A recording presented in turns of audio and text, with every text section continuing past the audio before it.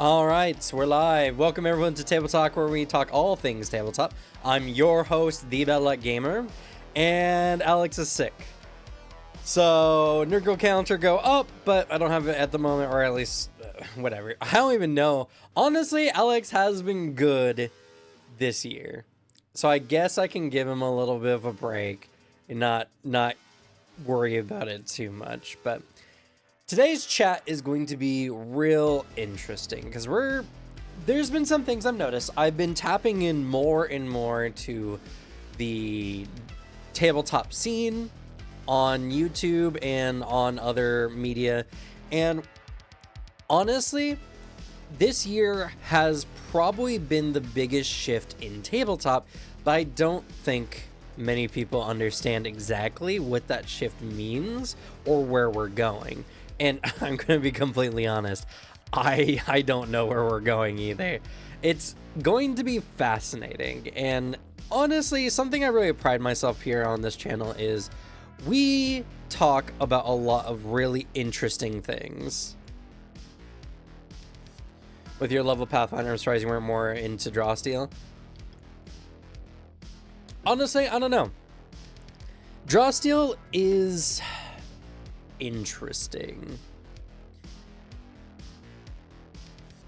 I don't know. I will say it's not nearly on the same tactical level that Pathfinder is. There is just a lot of moving components missing that, while it's a very streamlined experience, it is kind of simplified in some ways. Also, the book is just horrendously designed. I don't think I've ever been so unenthusiastic about learning about a new system as I have been reading through the Draw Steel book. Like, my theory is that the Draw Steel book is kind of more fashioned after the earlier D&D works, or how books back in like the 80s were done. But it is just really hard for me to read. It's very hard for me to be interested in it. I think they have some interesting things, and I've seen some gameplay of it because I figured, oh, if I can't read it, might as well watch it. And you can do some pretty goofy things. You can do some pretty crazy things. I think they have some very interesting ideas in Draw Steel, but I feel like, if anything, it's not for me. Because it's really hard to say whether I think it's missing in anything or not, because a lot of tabletop design is really about the vibe of the creator and what they wanted to create as a TTRPG experience. And I learned that lesson the hard way with Legend of the Five Rings, because Legend of the Five Rings we played one time and we didn't really like it that much, and then I looked back into it after a couple years and I was like, oh, we kind of had the idea of the game wrong. And then we've been playing it kind of at home recently, and what do you know, it's actually a more fun experience when you understand kind of how you're supposed to play the game. And honestly, great question, because it led to pretty much the core of today's conversation, which is the new TTRPG scene has been drifting further and further away from Dungeons and Dragons. But I would say it hasn't been necessarily drifting towards Daggerheart that much either.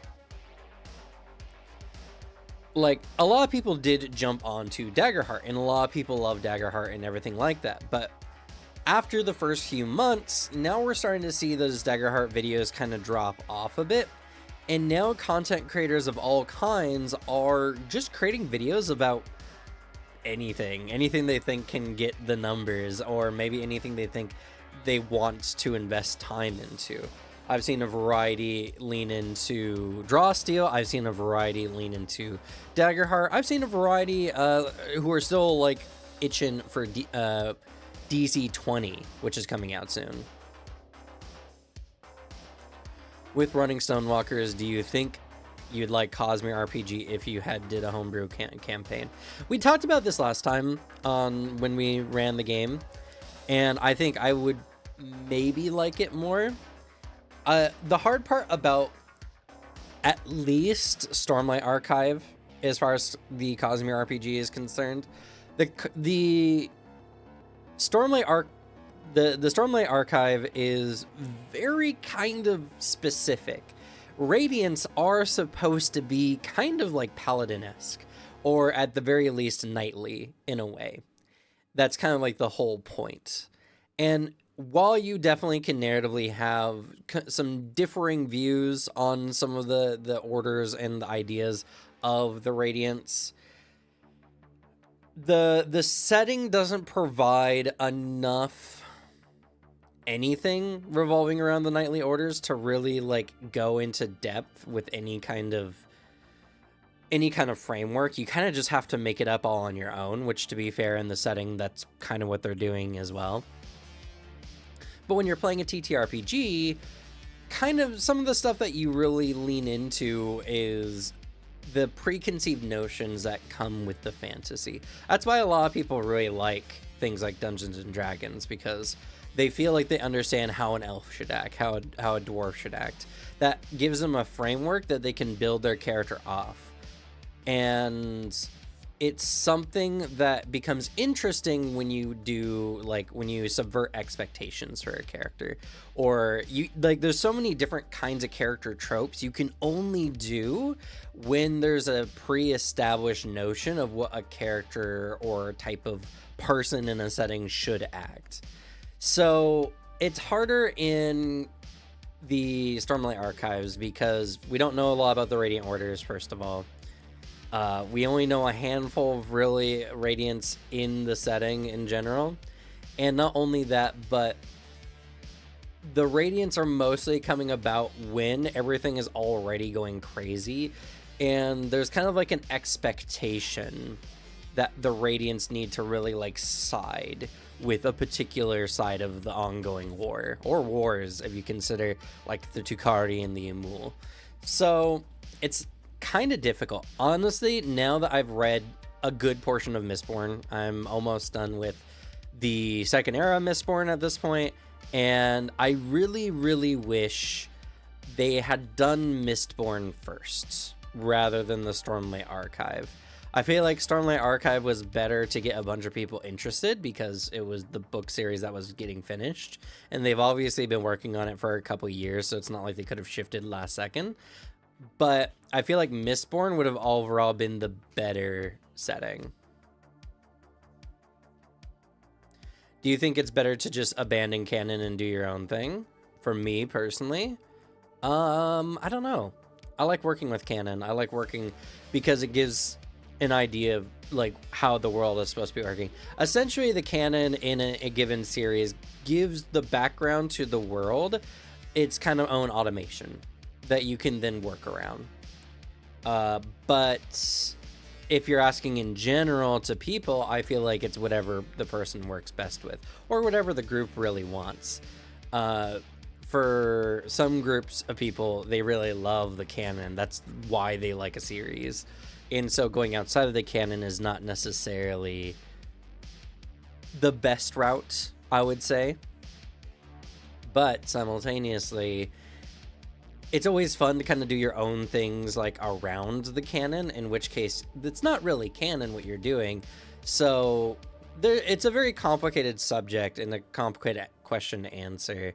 For me personally, I just always run better when I'm either running my own stuff or working with a setting that has enough for me to work off of, but hasn't really like planted its flag down anywhere specifically on which way the narrative is going. I like Anima Beyond Fantasy is really cool because a lot of stuff is happening, but technically when you start in the setting of Anima, war hasn't happened yet.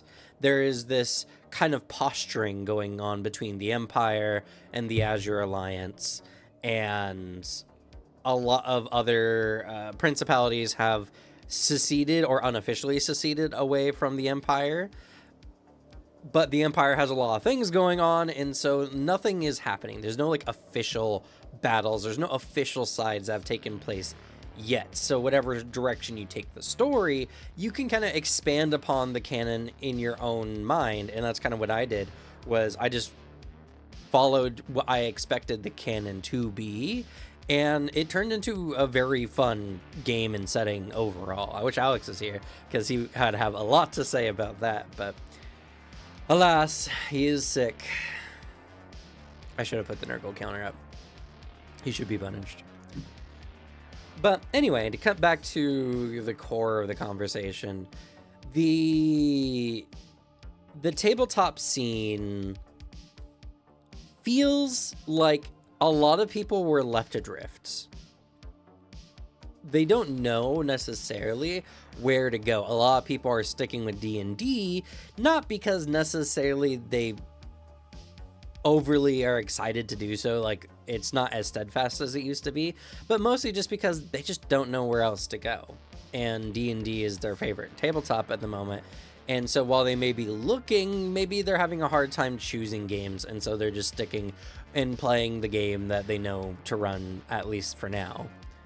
A lot of people are jumping onto Daggerheart, and I do believe the Daggerheart scene is going to grow and grow every year. I don't think it's going to be as big as some people expected, but I do think it's going to become a new, well-known name in the TTRPG sphere, where a lot of people are kind of in and around Daggerheart, which is cool. I like Daggerheart. I think Daggerheart's really interesting, and its fear and hope mechanic is going to teach people how to do a little bit more improv, but D&D is too trendy. Well, unfortunately, too trendy just means more people playing it. So, you know, too trendy is only relevant to a personal taste.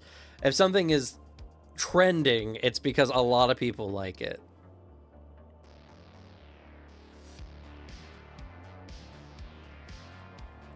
So it's interesting, and Draw Steel has been a very minor pull in everything. I think the book is probably one of the biggest reasons for it, and I don't know.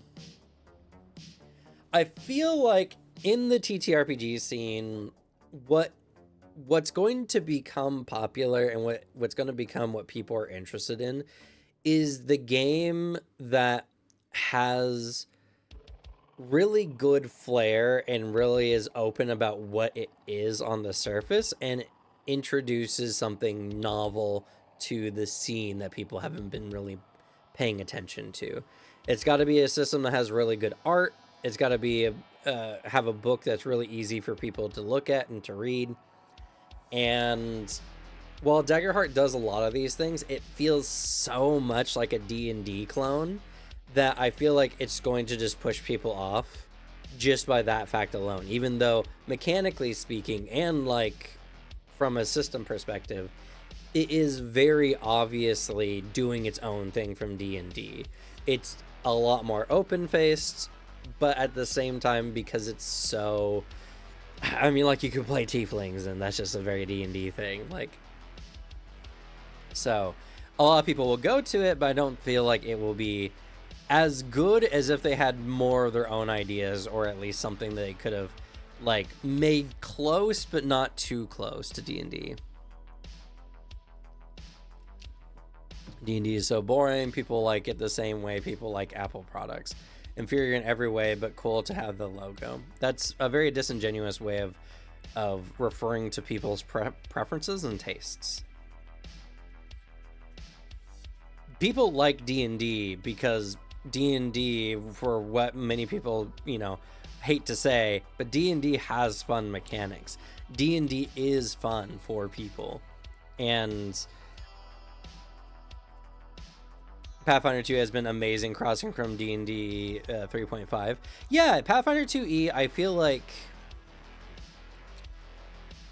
Pathfinder 2e would be better if it had been designed with a more modern aesthetic to it, but instead it had a evolved aesthetic of what Pathfinder First Edition was, which was more of an evolution of what D&D 3.5 was. So the art has been getting good, but in the current media sphere, I feel like if you're doing fantasy, you want something that's really gripping or something that's super stylistic. And Pathfinder 2e's like overall appearance of design feels instead more nerdy than I think the current like media sphere is comfortable with at this time. Like the geek level, if you were to be a little not crass about it, but a little, I guess, more blunt with it. Because one of the weird things that comes with like anything when it comes like to gaming in general is a lot of the time it's about the vibe. What is the vibe when you look at this thing? What is the vibe when you look at its rules? Like when something to you is described to you about the game, what does it make you feel? And that's what's important. And when it comes to Pathfinder 2nd Edition, it feels like a much more complicated game, a game that takes itself maybe a bit too seriously, and a game mostly for people who are super deep in the hobby rather than who are on the more casual side. D&D, on the other hand, has, like, even by its opponents, been kind of reported as being just a overly accessible, overly easy game to get into, even though a lot of people also put an asterisk and say it's harder to run, but people don't care about running games, they care about playing in them. And D&D's art has been very good at capturing, I think, more modern aesthetic appeals. More characters who seem almost anime in a way. Daggerheart took that to the next level, but because it doesn't have its own setting, there's not something for people to like grab onto that feels like they're a part of it. And I think that's also another thing in the tabletop sphere that's kind of hard for people to understand, is some people like to be a part of a thing. Like they enjoy the aspects of connecting to and being a part of a product. So when you are in Baldur's Gate, for instance, or when you're in Waterdeep, for instance, you recognize those locations from other games, other media, other stuff like that, and you feel like you're a part of something, a part of something bigger. It's more interesting for a lot of people to be from Waterdeep than it is to be from some homebrewed, city or setting. There's other important cities in the D&D Faerun setting, like Tribor is a very popular like village that almost no one knows about, and so no one cares about being from Tribor or not. Even Neverwinter is not as popular as it probably would have been like 15 years ago, which is also very interesting. But if it's like Baldur's Gate, people are going to associate it with their favorite video game. Or if it's Waterdeep, they're going to associate it with where a lot of D&D has kind of been posting a lot of their adventures and a lot of their kind of like overall aesthetics. And even like in Baldur's Gate 3, characters mention Waterdeep. So it's like, it's something people are familiar with. So because Daggerheart doesn't have a real setting, a real story kind of built in with it, it's going to be harder for people to, I think, cling on to it, which makes me really think that Critical Role's decision to play D&D for campaign 4 is a misplay, but probably not. Like, I feel like it would draw people more to Daggerheart. That's true. But I feel like because they're taking so much of D&D's lunch money at this point, I feel like they still made the financially correct choice. But, it's hard. It's hard to know exactly what's going to happen because people like to follow trends. People like to follow the vibe of a thing. And I know I'm not the only one who, when I'm looking for new video games to play or something like that, I will very typically look at like highest rated games in a particular genre. Maybe there's a game out there that I don't know about that people really like, and if people like a game, I'm probably likely to like that game. And so people are always going to look towards the things that are popular, that are trending. And thus, it's hard to know because people are fickle, and games that were popular this month will be less popular next month, maybe. You know, Among Us was Among Us is such a crazy game to think about now that like the era of Among Us is over, because it created careers. There are content creators, there's streamers out there who are born through Among Us, and now it's a game that almost no one thinks about. It's crazy. So in the TTRPG sphere, unless we get someone with a particularly strong vision who has a really good sense of design and a really good like sense of what kind of art they want for their book and everything like that, I feel like the TTRPG scene is going to enter into a nebulous kind of phase where it's not play D&D, but it's a lot of people play D&D, but there's some other really cool games out there too. Though the part I find most interesting is that now that D&D has kind of fallen from grace and the market has opened up a little bit, a lot of game designers are coming out of the woodwork because they're like, now it's my time. Now I get to show my really cool mechanic. Excuse me, sorry. And take the world by storm. And so in a fun way, the indie scene for tabletop, I think, is going to become very, very active, though I don't know if it's going to become very, very lucrative. I don't think this is going to be the same thing as like the Steam age of indie gaming, where every year we were getting a new crazy fun indie game to look at and to see a million replicas of, you know, like Vampire Survivors and the like. I think, though, that if you love tabletop, this is going to be a very fun few set of years, because you're going to start seeing a lot more games do a lot more really interesting things. But there's also going to be like a lot of waves. There's going to be a lot of people who are being overly critical of game design, a lot of the sphere that's going to kind of turn into art snobs in a way where they're going to break things down to a degree that's unnecessary to trivialize or to like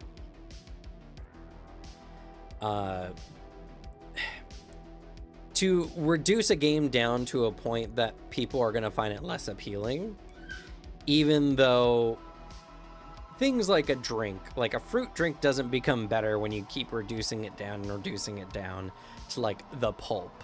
You know, usually it's more interesting when there's sugars and other things added in.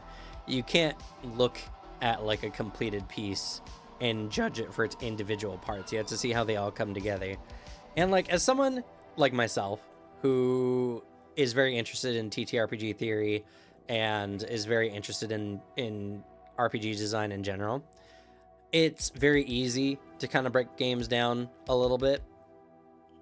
And so I definitely tried to take a very wholesale approach to a lot of games, where the idea of the game can mean more than its individual parts. A game can have unfun elements and be your favorite TTRPG. And I feel like anyone who loves TTRPGs loves a game that has horrible flaws of some form or another. But that's okay, because it's the overall experience you're looking for. And I'm gonna be on fantasy, honestly, probably one of my favorite games. Its major flaws is it's super ambitious, and there's a lot of things that were not properly balanced. There's a lot of ways to break the game, and the game just lets you make bad characters, which you might not know at first, especially until you play, and then you realize you're not having fun. And that's not good for a game to start off with. Your first experience playing a game should not be, oh, my character's bad. That's a very bad way to start. Pathfinder 2nd Edition is a really good, well-balanced game. They made an engine that is flawless for a tactical fantasy RPG game. If you love the gamey aspects of Pathfinder 2nd Edition, it's going to be a game you're really going to enjoy. But if you're looking for something more narrative, it's going to be a very hard game to really lean into, because narrative isn't necessarily a design principle of the game. Its mechanics and stuff aren't built around narratives as much as they are built around mechanics. And so Pathfinder 2nd Edition was my favorite game for a pretty good number, well, like 3 or 4 years.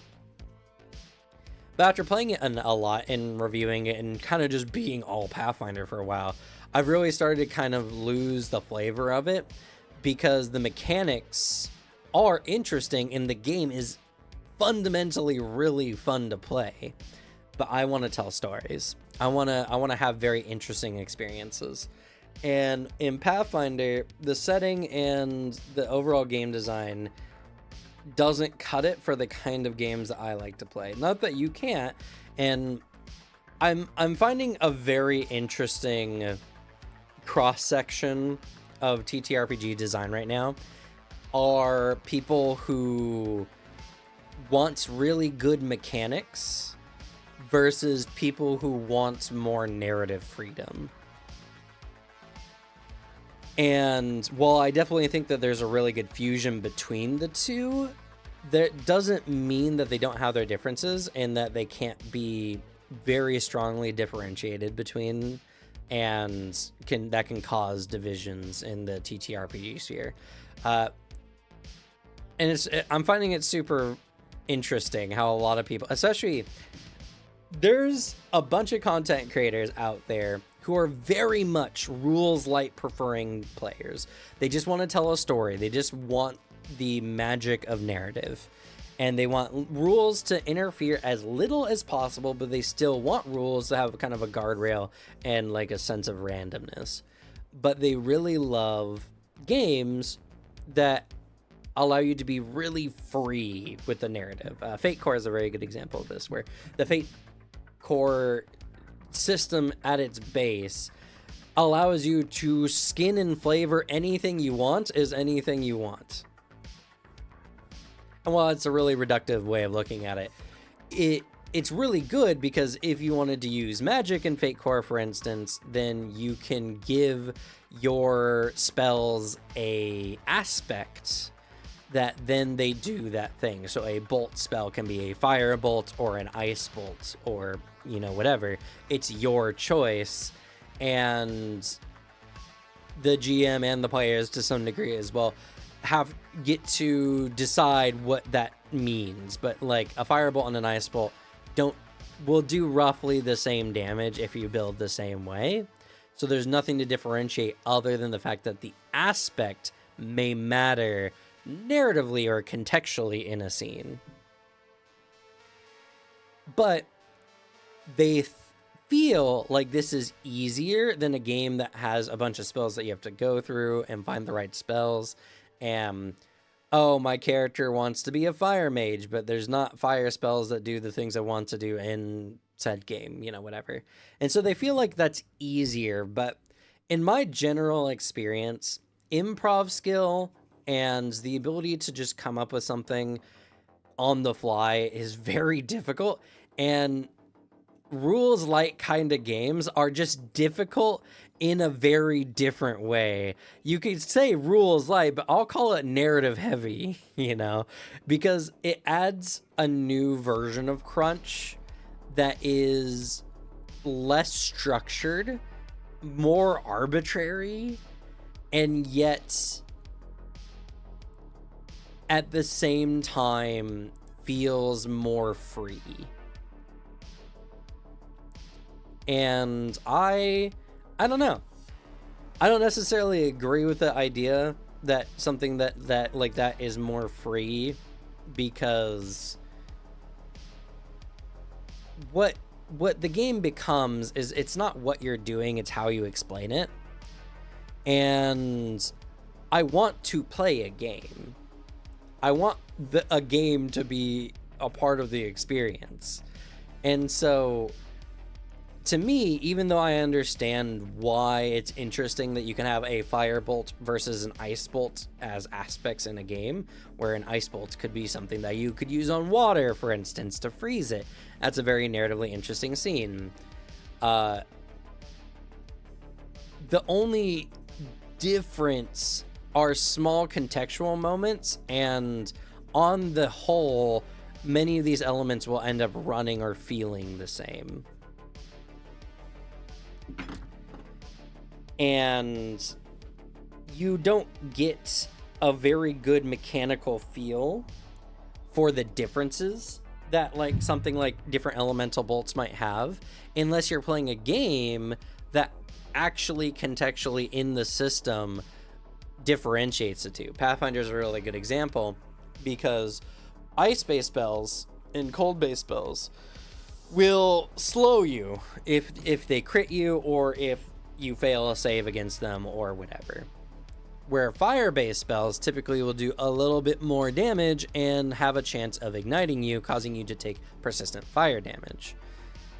These are things that aren't contextual. They are just the effects of said things, and so you don't have to worry about justifying, you know, whether or not your fire spell can light something on fire or not, because it'll tell you in the game. And so, while that sure is more mechanically chunky, it's less narratively chunky. And so you don't have to arbitrate or you don't even need to think about it. You know, when you use a fire spell and it ignites an enemy, there was no thought on whether it could ignite the enemy or not. It just does. And I know that there's a lot of books and there's a lot of third-party stuff that kind of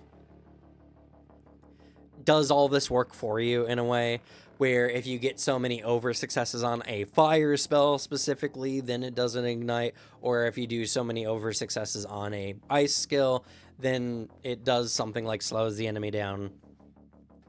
But a game system shouldn't require you to do a bunch of homework and buy a billion books in order to do something like that, in my opinion, anyway. But people are allowed to have fun with however they want, and certain groups are going to be more inclined to improv versus mechanical weight, and vice versa. Other groups are going to be more inclined to get into the book, find all the bits. They enjoy the hunts, they enjoy finding all the information and learning and mastering it.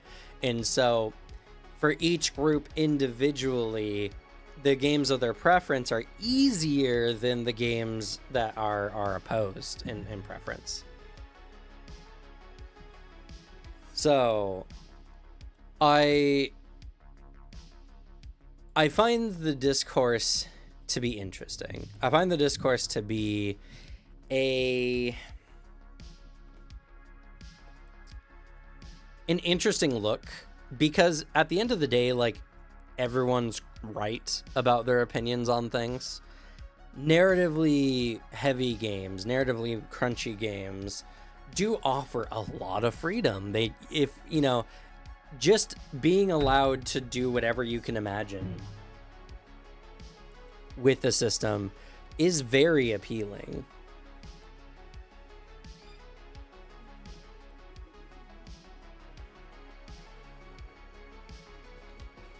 But what if you are not that creative? What if the things you add to a game aren't really adding a lot? Like, I'll go back to Fate Core for this. Aspects are really cool in concept, but can it believe that a general person, an average person, can create interesting narrative and world implications through their aspects that are going to form fit into a setting and that are going to really be really good versus playing in a game that has already developed a lot of this kind of stuff, you know? Not that you can't be creative in a game that has more of a well thought of system. It's just that, in my opinion, I prefer games that have a setting, or at least just a game that has a setting, a world to explore and to look into. Because then creativity is built off of the creativity of someone else, making something overall more interesting, and honestly, more interesting than any one person could individually come up with, right? But people have a preference to do it their way. Some GMs really just want to run the world exactly as they want it. And some groups work really, really good in narrative and collaborative storytelling and can avoid stepping on each other's toes, and that can be a really good experience. So, like, Fate Core, I think, is really interesting. I'd love to play Fate Core, just like I'd love to play Genesis at some point in the future as well. The Genesis dice system, I think, is really, really interesting, and I want to get a better feel for the implications of the Genesis dice over the course of a longer game, so a 10-15 sessioner. I'd like to see that, just like Fate Core's aspects. I'd like to see how that kind of comes out as well.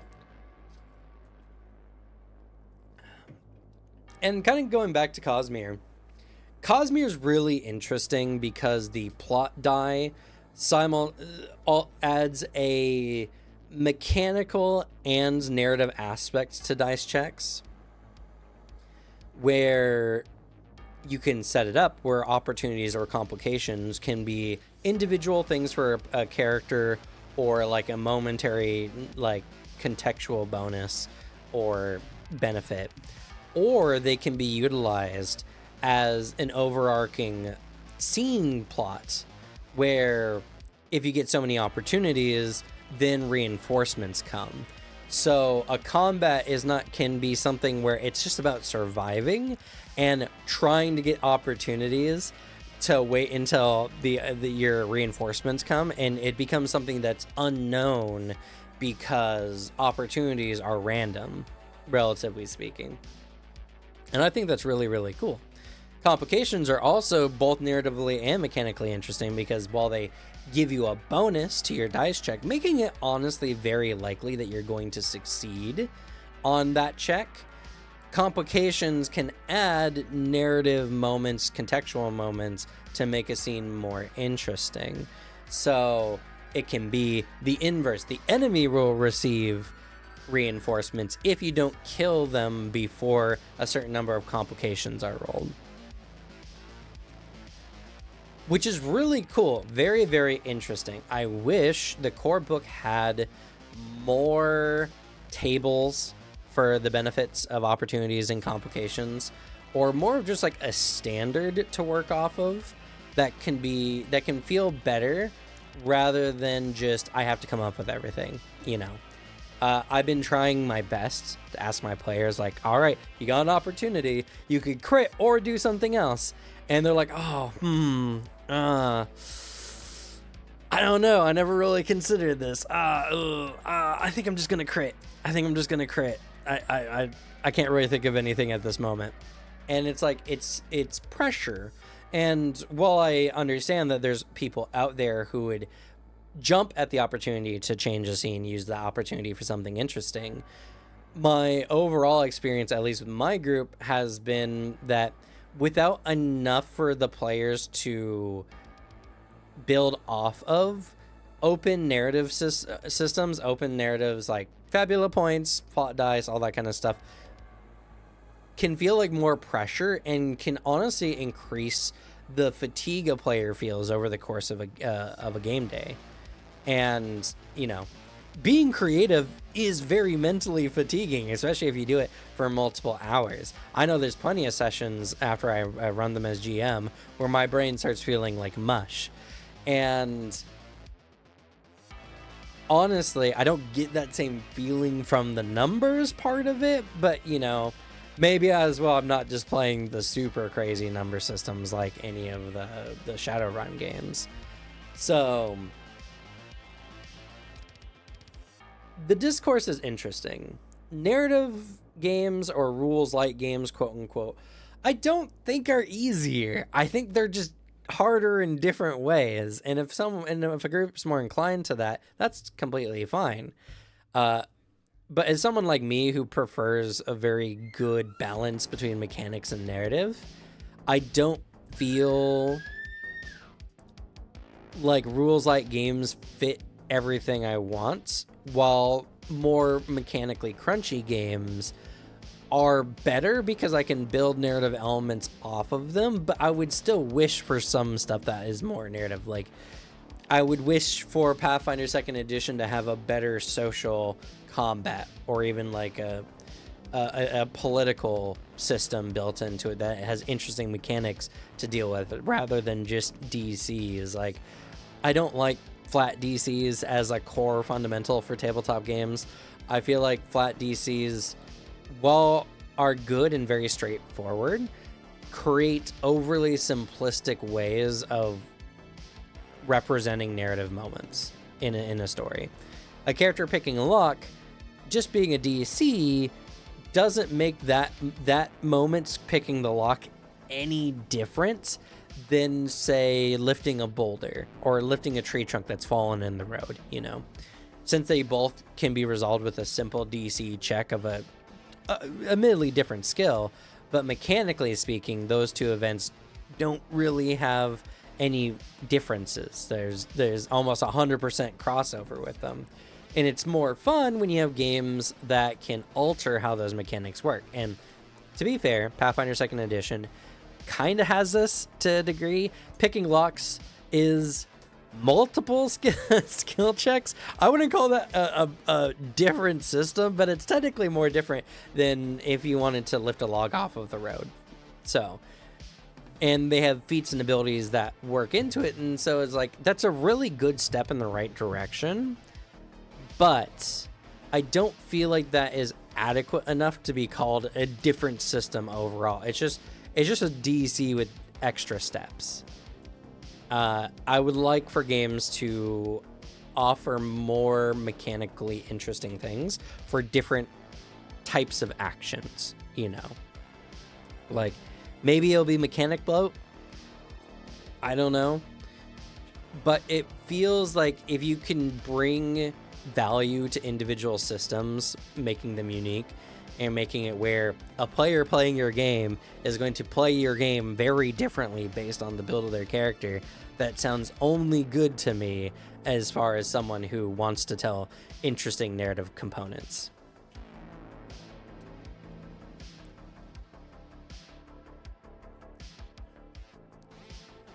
But, you know, I am curious.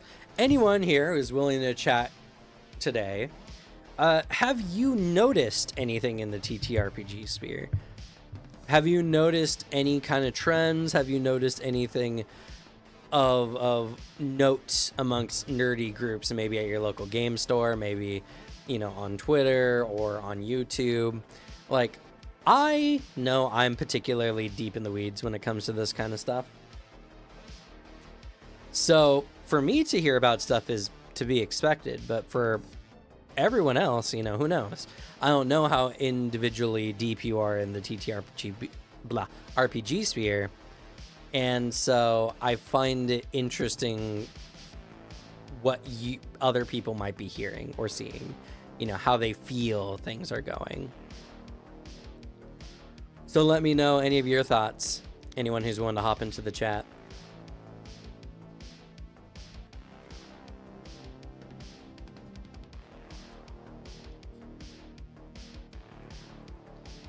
And then while people are typing, it's also very interesting to watch people grow in the TTRPG sphere over time, where I've seen someone go from really loving a particular game or a type of game, and then after a few years, completely reversing their opinion on it when they get more experience and they know more what to feel. I mean, D&D is a really good example.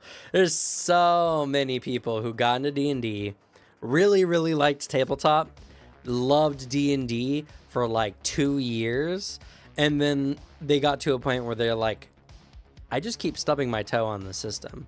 I try to make my character different, but when I do, I find that my character doesn't perform as well as when I was playing my broken build. Or I wanted to play a crafter. I thought that was super interesting. But my GM got really frustrated trying to make me my own crafting system, because crafting in D&D is dog water. And so, like, I found a character that I wanted to play, and I just couldn't. Stuff like that is so fascinating, because it really shows how TTRPGs, more than any other kind of game, are more about your perception than they are about even the mechanical or narrative design.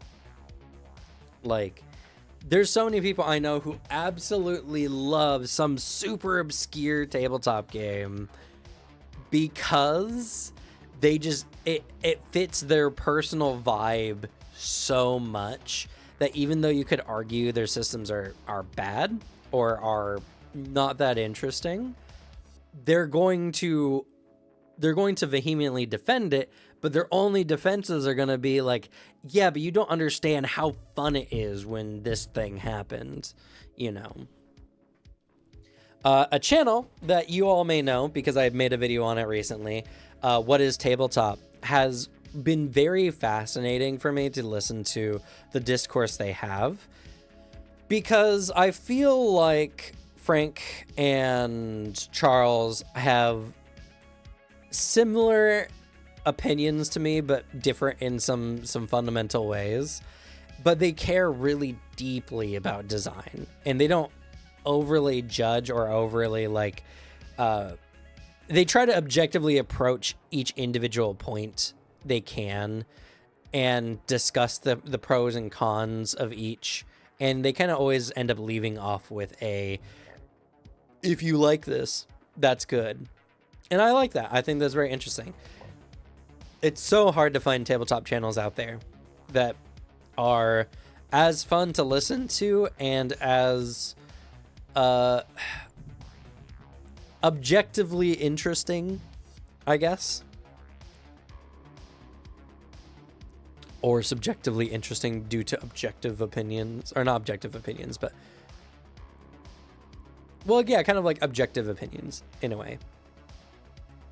So I don't know. And what's really interesting to me is I've been noticing a lot of TTRPG channels that have been growing in the indie scene, not just in the D&D scene. Like, if you are a Pathfinder 2e content creator, you know how ridiculously difficult it is to grow your channel.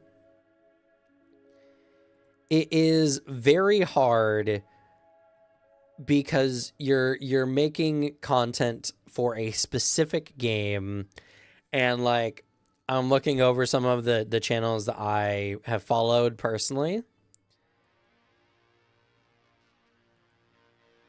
and I'm noticing that the Pathfinder channels, honestly, have kind of plateaued.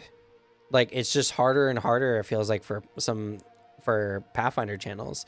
Like, I'm sure you all know the top tabletop channels when it comes to Pathfinder, the Rules Lawyer and No Nat Ones.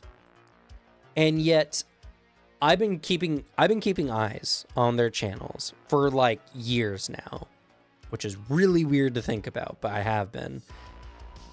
And well, I do think they get some pretty generally good amount of views, especially Ronald. Ronald's been killing it.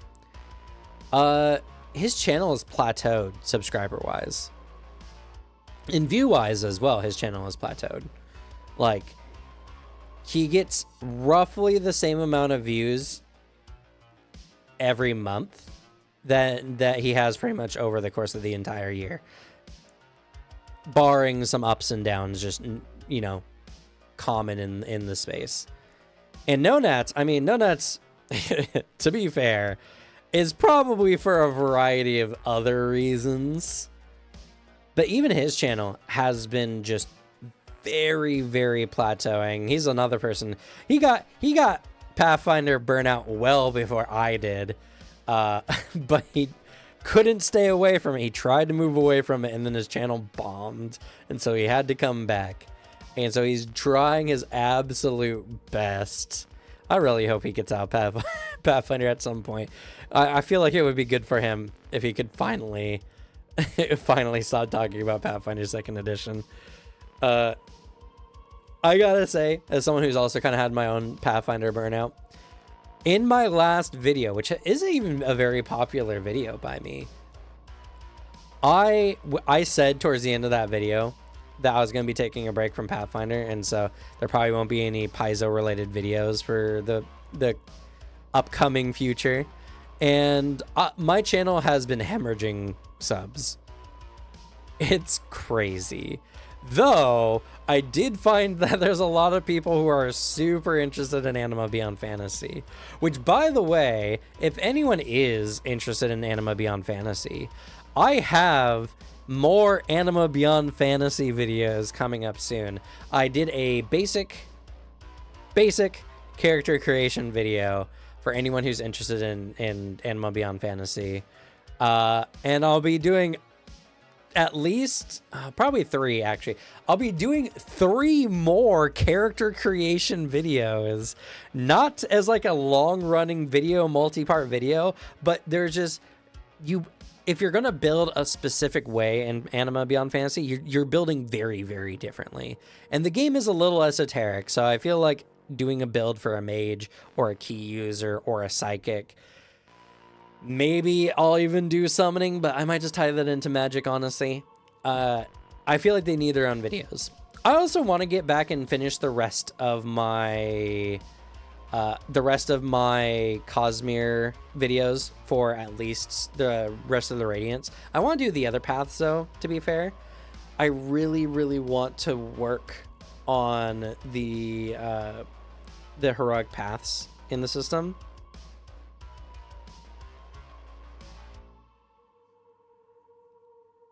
Yeah, Alex is sick, so sorry, Devin, can't roast him.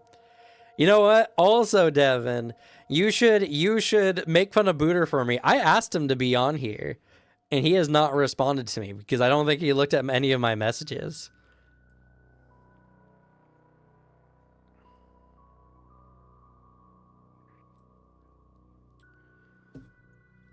In fact, are you home today, sir? Do you want to hop on? I'll take you over Booter. He's going to ignore my messages.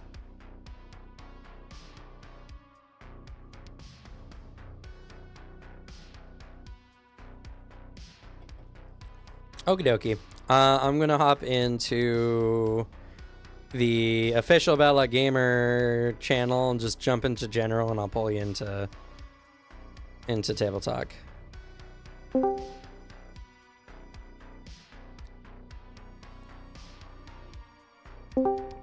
Hello.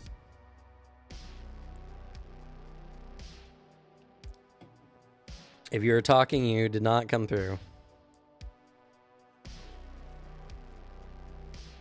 Oh no, he's died. No, I didn't hear anything there.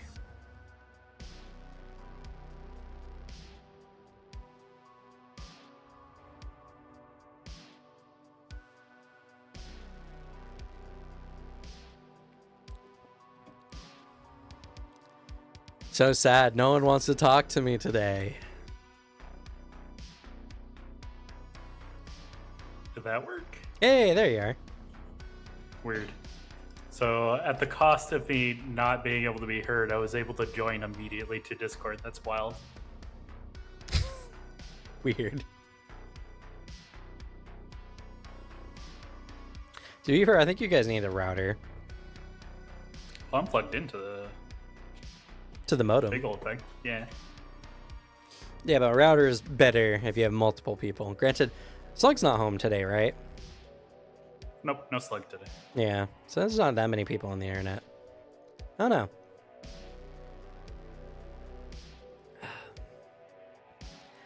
And you know what? Actually, you're perfect. Have you been noticing anything in the TTRPG sphere lately, just casually? A A lot of Brennan Lee Mulligan videos popping up. That's true. Which, to be fair, Brennan Lee Mulligan in Critical Role, this is going to be the first time in a while we've seen him do something a lot more serious, even though he tries to run Dimension 20 pretty seriously. But this will be the most serious people have seen him in quite a while for a campaign. True. I think it's been like, oh no, it's been sooner than 2 years, because there was Calamity, and then there's the one he did after that I haven't watched yet. Yeah. Yeah, but now he's running an official Critical Role campaign rather than just like a side one. True. Also, it's really good so far. I've watched a little bit of it. I don't know. It's D&D. I'm so uninterested in what the characters can do. It's just all about character at this point rather than game. Yeah, and I think that's been my main focus on it for sure as well. But I want to see cool game be played, Devin.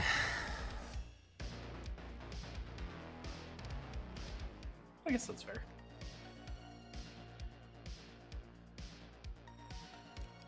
And I'm going to be super honest. Most of the people who are making Brennan Lee Mulligan videos are doing it because it's going to get clicks and views. I mean, true. It's fun to watch a bunch of his clips, though. He is very entertaining. Legal Eagle did a video with Brennan Lee Mulligan recently. Yeah, I watched that. Probably because too. I watch both intermittently. So that was a wild crossover. I never saw that one coming. He literally, Legal Eagle did it just so that they could get the clicks for having Brennan Lee Mulligan. Brennan Lee Mulligan has become the hottest name in TTRPGs recently. And of course, fair, a resurgent. Sorry, go ahead. I said, to be fair, probably earned it. I agree.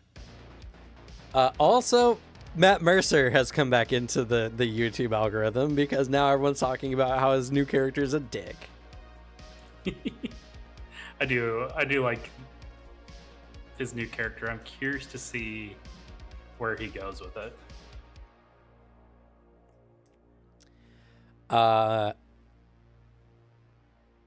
And like that, actually, that's pretty much like, that's the TTRPG scene at this time. Is it's all about vibes, it's all about trends, it's all about following the things that people are interested in the largest quantities. And so it's difficult to see anything else in the TTRPG sphere that isn't just Brennan Lee Mulligan, new GM, or like Bob Worldbuilder just came out with a video of the new Matt Mercer effect. Jesus. And you know what? In 2 days, that video has gained 128,000 views. What's the new Matt Mercer effect? Literally, it's just talking about his character being a dick. Okay, so it's too soon for people to all be playing dicks, so Yeah. shrug. And you know what? Yeah. You probably hit the nail on a very important point on that. There's going to be a lot of copycats now. There's going to be a lot of kids going to Adventures League pretending that they're Matt Mercer. Just like to say, I did it first.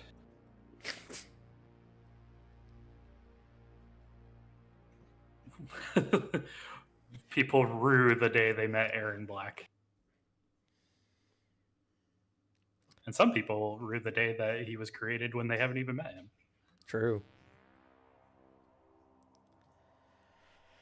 Oh, I don't know.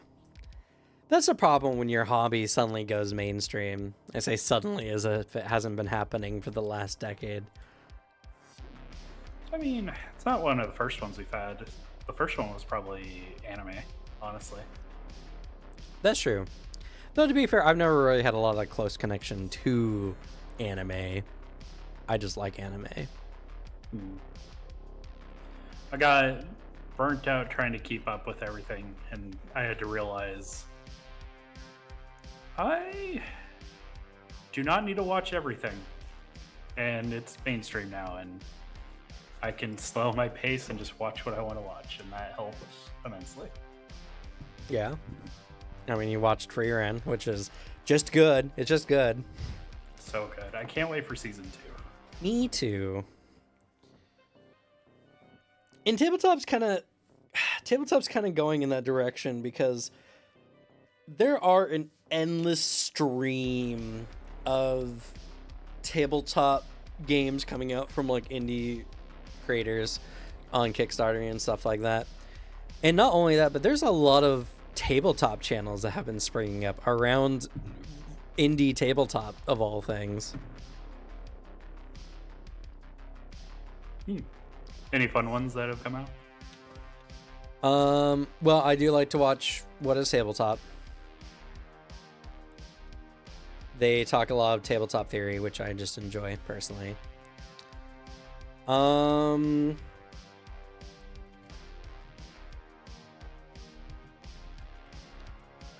don't think he's new, but he's a channel that I've come across, Notepad Anon.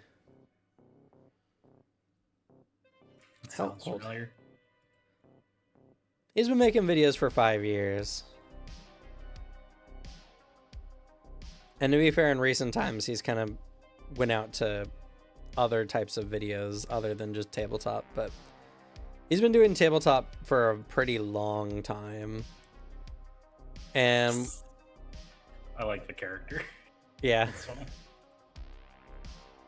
And I've really enjoyed listening to his takes on a lot of games. He made a video on anime though, and it was such a tourist view of anime. Like someone who's read the book and knows nothing of the game. Knows all the highlights, but none of the struggles. Yeah. I wouldn't say highlights and struggles, but like same vibe. He knows the core points about the game, but he doesn't necessarily have everything about how it's all fit together. He made a video on Fabula Ultima, and God, I hated that video. Because he just kept comparing it to another game the entire time, and then he's just like, this game is bad.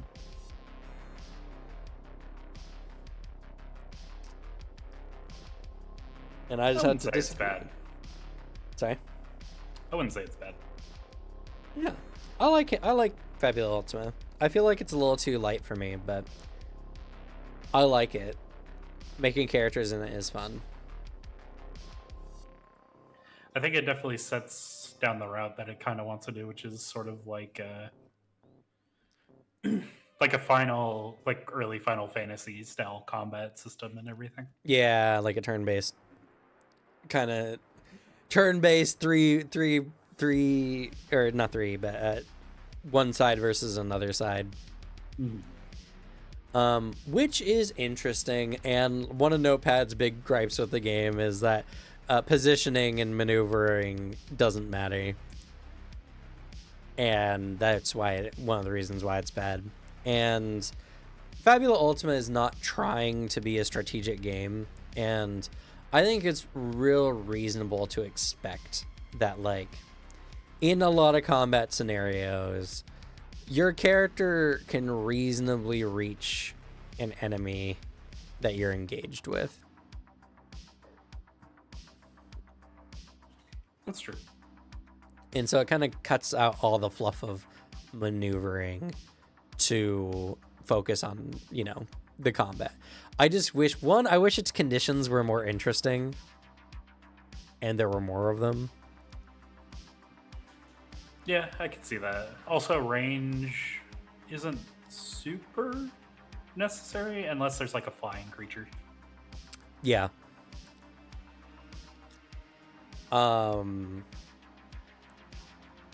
And the combat just takes very little brain power to get through, honestly. Which could be the fun of it. I guess. Yeah. If people are into that kind of thing. There's some tactics to it, like I can definitely see the struggle of being the one tank in a group of squishies. Yeah. That's just scary. I do like how the game lets you be a tank. Mm-hmm. I don't know, but I love its character building system. The fact that your character is inherently a mix of multiple classes is good. I feel like more games should do something like that. And I do like the initiative system because it's basically the Lancer initiative system, which is fun. Yeah.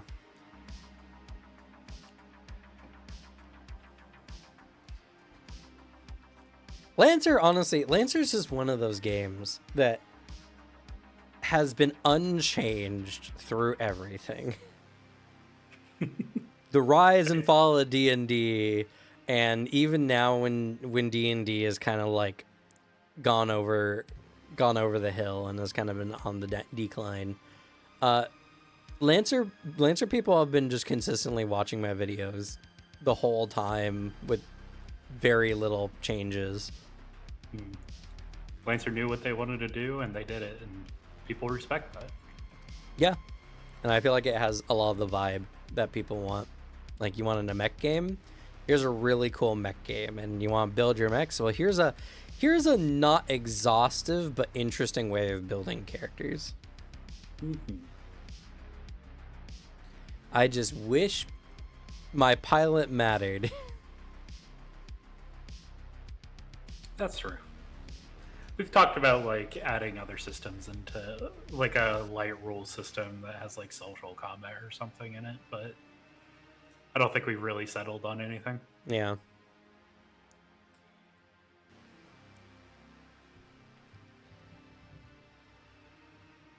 That's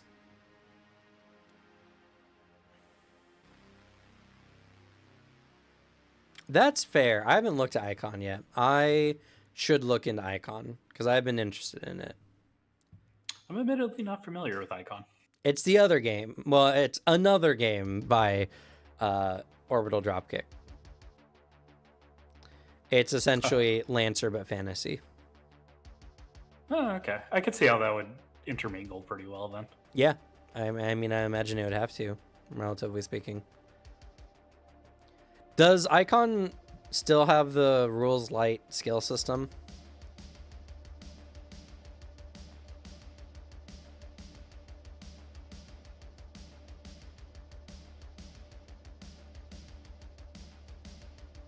Icon is pretty fun. My point is, there feels like an excessive amount of conditions.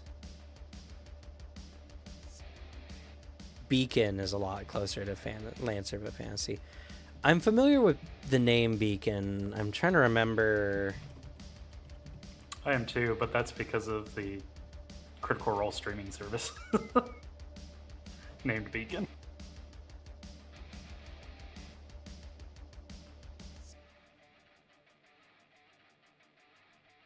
Oh. Yeah.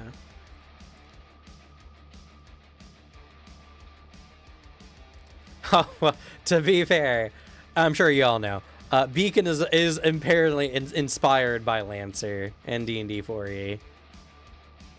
That's funny.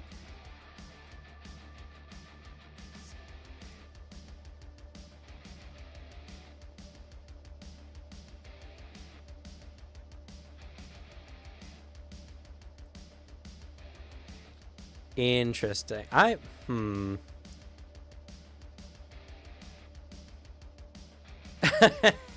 was like, that art looks like Final Fantasy 14 art, and then I look at the description and inspired by Final Fantasy 14 games, particularly 10 and 14.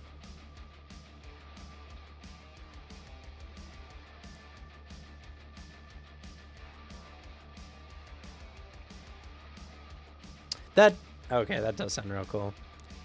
I might buy Beacon. You guys may have convinced me to buy Beacon, like, right now.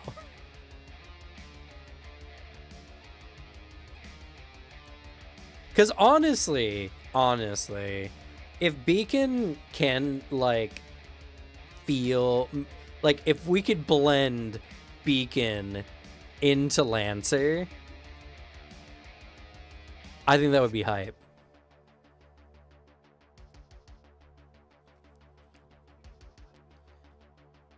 Depends on the design principles, but if it feels like they can work well together, then that might...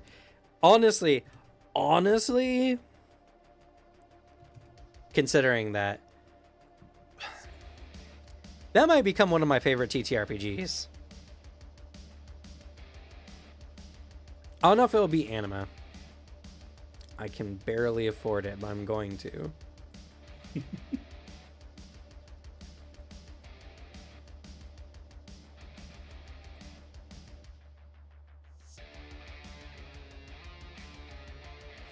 Beacon is the closest thing to be able to do a Final Fantasy V tactics style job system in a TTRPG. Which, oh, does it have the same kind of like build style as Lancer?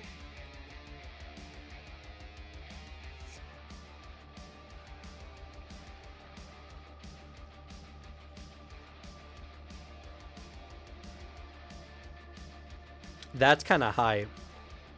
Fantasy Lancer, where you get to piece your class together, would be kind of cool. Similar, yeah, but instead of 2 sheets, it's 1 sheet, and you have an ancestry that you can customize. I've never been impressed by customizable ancestries, mostly just because, while I get why it can be interesting, I always would like an ancestry I play to have more lore, more narrative relevance in the setting. Have your character a little bit more grounded in the world. Like, I mentioned this towards the beginning of today's chat, but what makes games like D&D fun and interesting is because people understand what a dwarf and what an elf is in these settings, and that makes building characters based on those more interesting than something freeform, because then you can either subvert expectation. There's a lot of types of character designs you can do that only work based off of, like, pre-made ideas for a tabletop. Or for any kind of story, honestly. Like, it doesn't mean anything to subvert an expectation for an ancestry that people don't know.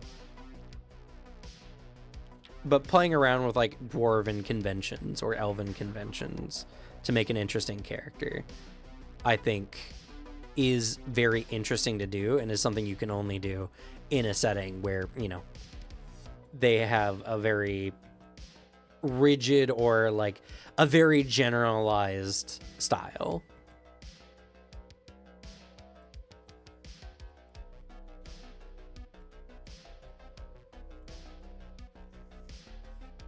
The book looks good.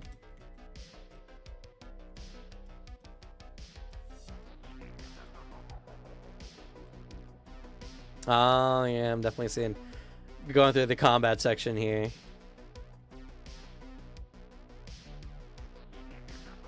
There are a lot of conditions, though. James, so you're the one who said you weren't quite sure about all the conditions. Oh, no, that was Icon, right? Never mind. I was mixing them up. Beacon has a lot of conditions, too, but technically so does Pathfinder 2nd Edition, so... I immediately understand what you meant by the Final Fantasy 14 look. Yeah.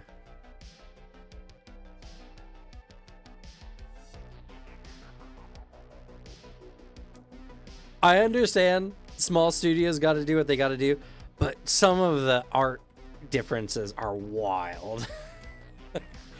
Like, so, there's some crazy, like, differences between the art styles in this book. I mean, to be fair, they have class stones too. That's so Final Fantasy 14. To be fair, Anima was kind of like that with their first book. They did eventually lock down an art style, but The first Yeah. one is all over the place. It is. That's true.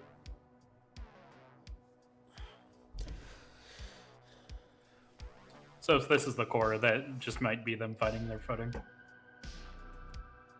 Well, it's very hard for small studios to hire a artist to be like, hey, can you make us like 300 pieces of art? We also need it done by the end of the year. I've seen some others speaking a lot about Shadow Dark. Yeah, I'm not an ORS fan personally, but I've been hearing lots of stuff about Shadow Dark.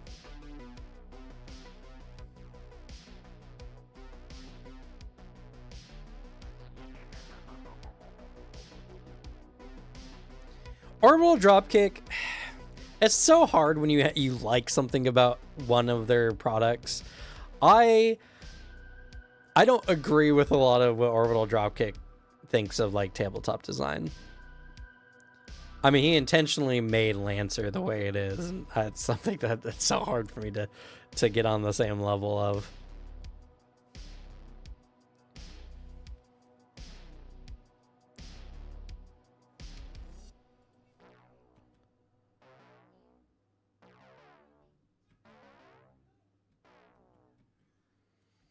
Yeah. Oh man, this actually might be really interesting.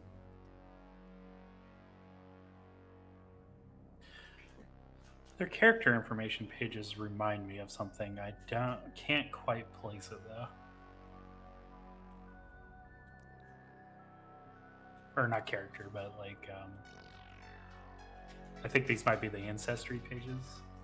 I'm just kind of looking at images right now.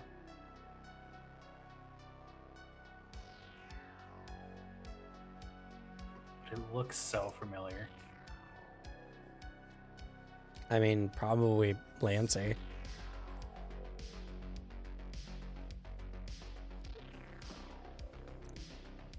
I've never actually opened up a Lancer book. I used CompCon for everything. I guess that's fair. I guess that's also fair there. There are like the little you might be right. That might be what I'm thinking of. Because a lot of the way their stuff is set up is very Lancer. No, you're fine, James. Funny enough, the way you're describing it, I know exactly what they're going for, because what you just described is also how the world setting in Final Fantasy XIV is. they very much were inspired by Final Fantasy XIV. Yeah, no. So in Final Fantasy XIV, you're playing on one of the shards, and there's 13 shards. And each shard is like a reflection. Granted, each shard can be, and that might be how they have it in this system too. Each shard can have different like levels of etheric attunements. And so some of the shards are different in the source. Yeah, 30 shards in the source. Yeah. they stole everything from Final Fantasy XIV.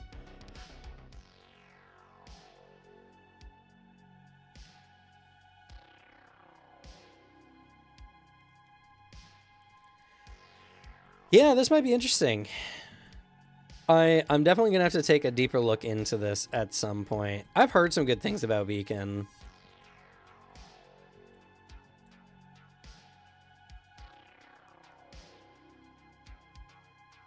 Oh my god, there's a billion class things. How many pages? There's 400 pages?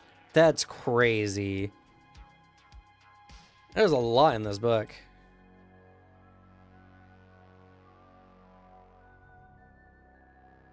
Hefty book.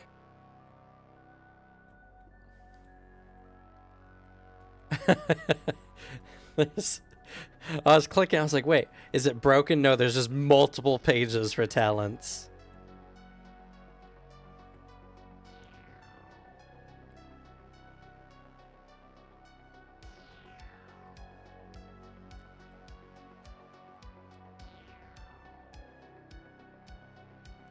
You know, I'm surprised I haven't seen more stuff pop up for Starfinder.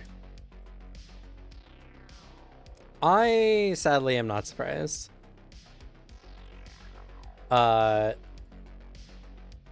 Starfinder and Pathfinder both are really, really good games that just don't have like Starfinder third party.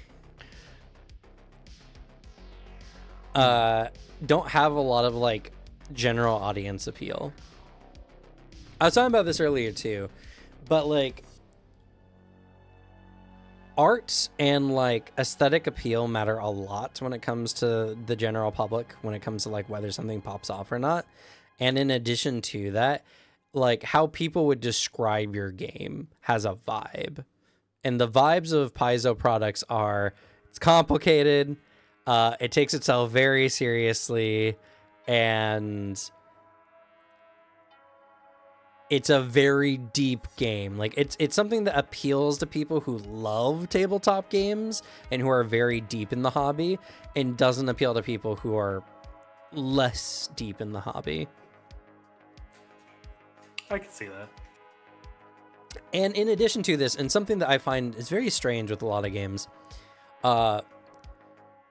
players in general like to feel like a part of something. They like to feel like a part of a game.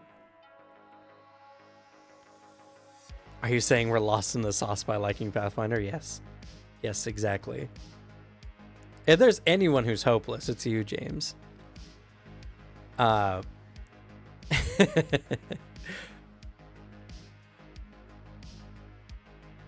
I can't say much. I've been looking over and biting my lip at anima for years. Yeah, that's true. You're getting it. You're getting it. Probably soon, if all the chapters in Stonewalkers are as short as they have been. True. But no, like people want to be a part of something. Like it's funny how a lot of TTRPGs really haven't caught on to this, especially after Vampire. But players in general like to feel like they're a part of like a setting or a pre-made lore or everything like that. And so if a game doesn't have a very strong setting, it's not going to have as much appeal. Like, the reason why VTM fans are rabid is because of how well established the setting is. And because, you know, people like being vampires. But there's other vampire games. That is fair. I guess when I think of Pathfinder, I don't think of how interesting the setting is. It's more based around, like, the character classes and feats and stuff. Yeah. Yeah, if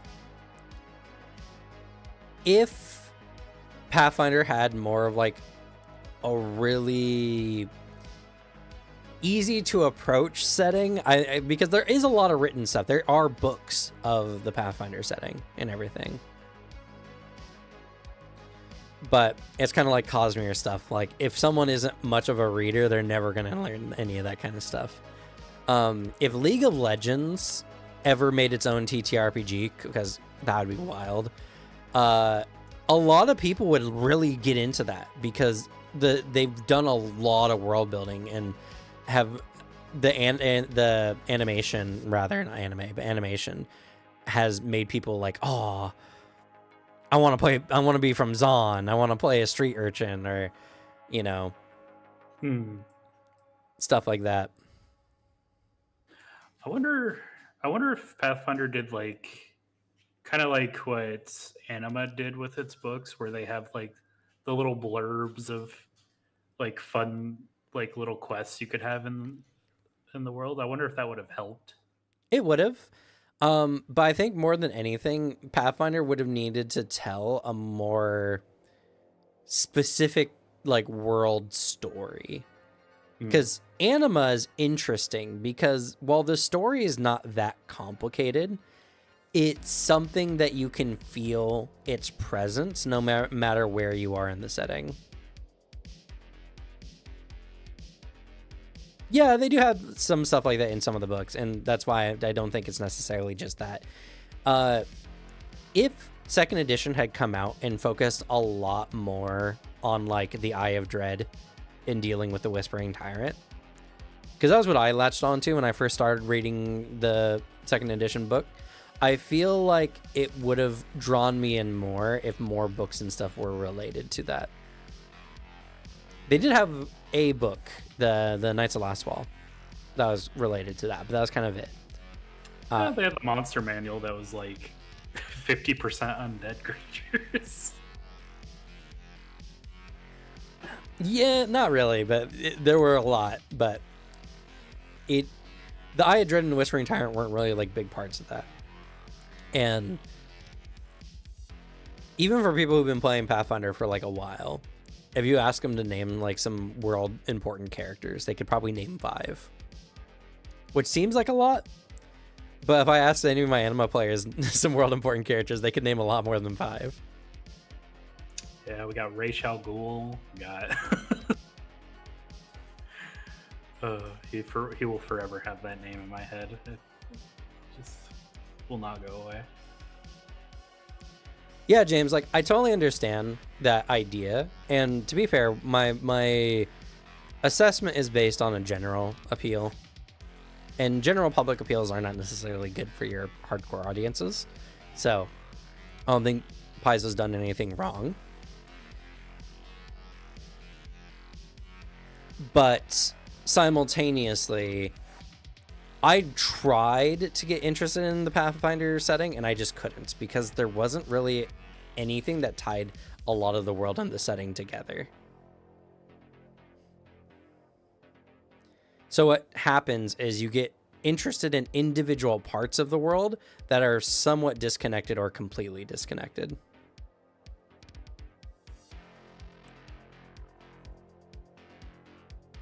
Rather than someone who is very interested in the whole setting and the whole world. Like, the Cosmere books, I think, are going to be huge because people who know those books are going to understand the connections and implications between them, and they're going to be a lot more interesting. When Mistborn comes out next year, it's going to be huge because, one, I think Mistborn is honestly a better setting for a TTRPG anyway. But two, because people are going to understand like how the world works and the setting and the connections, and even between Scadrial and Roshar, there's already written connections between the two. And so people who want to get invested in the setting have a lot of material that they can go off of. Granted, from what I've seen from how they designed the I guess I haven't read the World Guide too much, so I'll reserve my opinion on that. But it's just something where it might be worth squandering the opportunities to tell different types of stories if it draws someone more into the setting and into the world in general. Because what we did with Anima Beyond Fantasy was it had a world setting. There's the Empire, spans the whole world pretty much, or it did, but in recent decades it's been suffering greatly because the last Giovanni was driven mad, and then the guy who had made a coup also went mad, and now his daughter is trying to hold the Empire up, and everything is coming apart at the seams, and they're opposed by the Azure Alliance, who is trying to like take over the Empire essentially, or get freedom from the Empire rather. And there's all these stories of like succession of seceding from the Empire and everything like that. But like everywhere you go in the setting, you feel the Empire or you feel the lack of the Empire. And that's what really draws a lot of the stuff in, even though you can have very different types of stories like we did. It was really good to have a lot of that framework to build off of.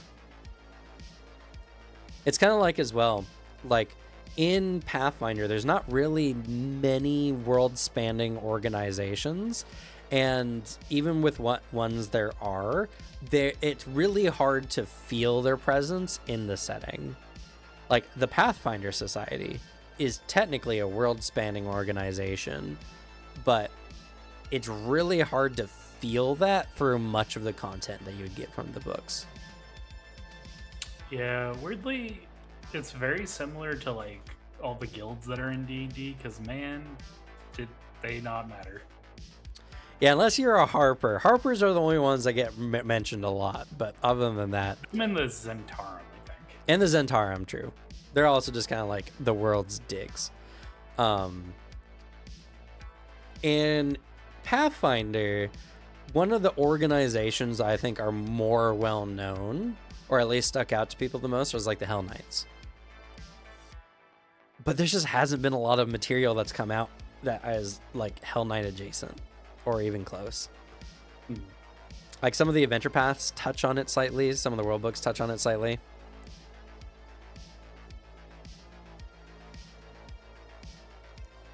Playing with people who do Pathfinder Society, you feel like, yeah, that's true.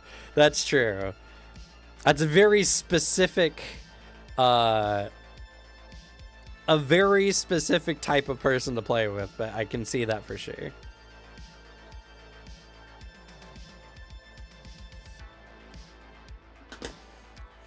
But yeah, and at the end of the day, like I said, it's like a lot about vibes. Unfortunately, Paizo products at this point have kind of built up a reputation of snobby players who think their game is better than everyone else's. Even though I understand most people who play Pathfinder aren't that way, unfortunately on the online spaces, there's so many D&D videos have someone who can't, only because it's true, who can't shut their mouth and they're just like, Pathfinder did this better. Yeah, we'll always have the loud minority that were just like, please stop, you're scaring away the new players. But it's even about the way that people who play Pathfinder talk about the system that really drives it home, because they're like, the game is so well balanced, you can play anything you want and not struggle, you know. And the math is so good and the systems are so deep and everything, and like they'll talk about it in a way that just makes it seem very, very like almost rigid by the game's design, even though I understand it's not that way. Perceptions aren't based on reality, they're based on the loose descriptions people receive on the street. I like Pathfinder 2nd Edition. I know a lot of people have been unhappy when I've said I have had some Pathfinder 2e burnout and I'm just taking a break for some time. But I do think the game is really good. I don't think it suits all my tabletop needs, but if you were to force me to play a fantasy TTRPG game, then I would have no problems playing Pathfinder 2nd Edition.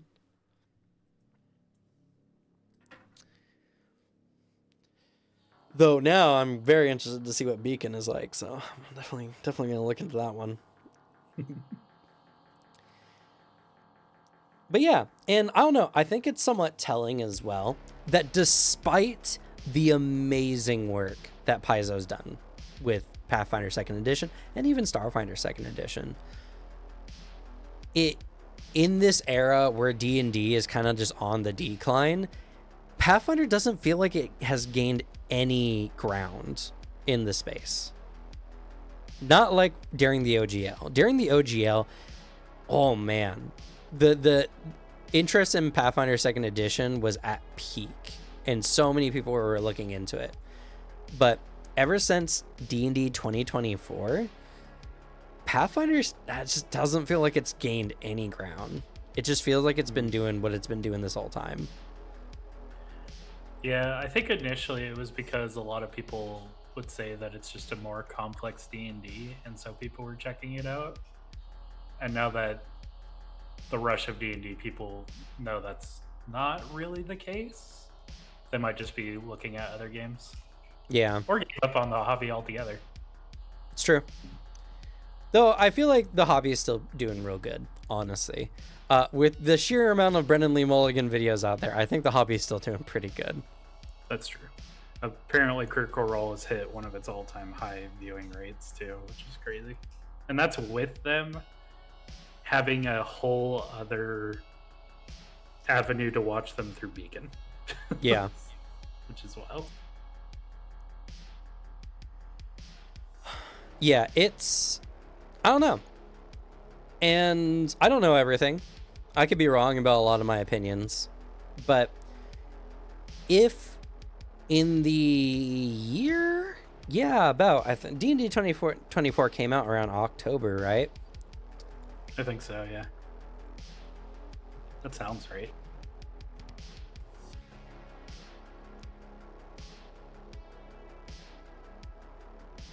Damn, I was hoping there'd be a wiki on it right away.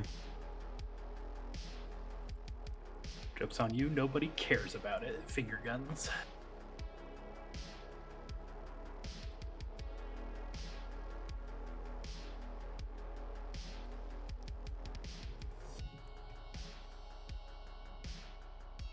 It was September. So, yeah, midway through September, it came out. Close. So, in the year that D&D 2024 came out, and kind of D&D has just been on the decline. Like, D&D 2024, when it came out, it didn't even get that big of a bump of interest, which is crazy. But in that time, Paizo got almost nothing as far as, like, or at least nothing more than usual as far as, like, new interest.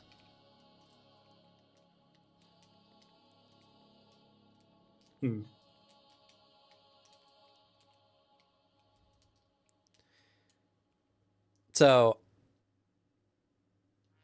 and like as well, like the Pathfinder content creators, you can tell when a particular thing isn't doing well when the top Pathfinder content creators have stagnated so terribly over the last year.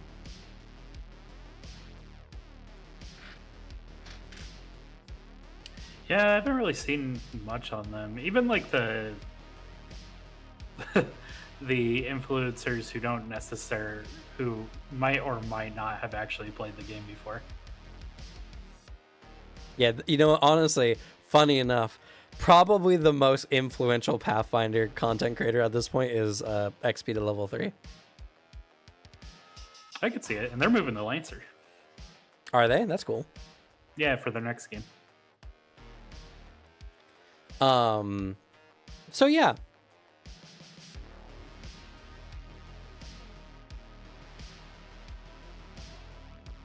The weird thing to me is they haven't even announced a new class playtest this year. Usually we hear about, yeah, but we have the impossible playtest still.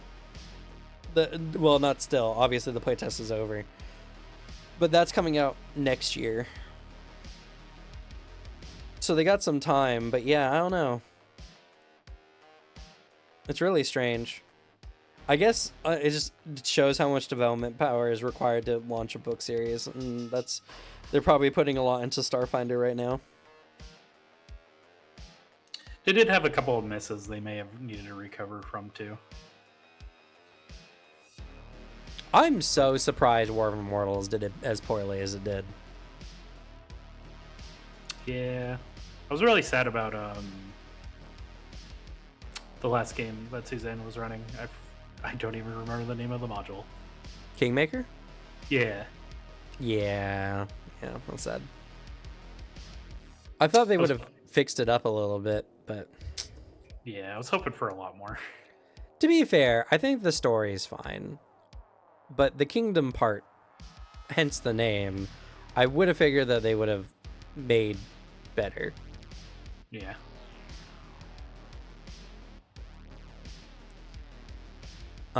So yeah, I don't know, and it's so weird. I don't know why, right? I objectively think Pathfinder's a really good game. The Qian Xia books were really, really good. Battlecry was really interesting, like the new class archetypes and everything, and well, I guess there was a couple class archetypes, but the new archetypes in general that they had in that book were really cool. And Commander and Guardian are both really cool classes. But it really seems like the only people who cared are the people who were already playing the game. Yeah. Commander looks like a lot of fun. We lost our commander, Cam. I dropped to my knees. Yeah.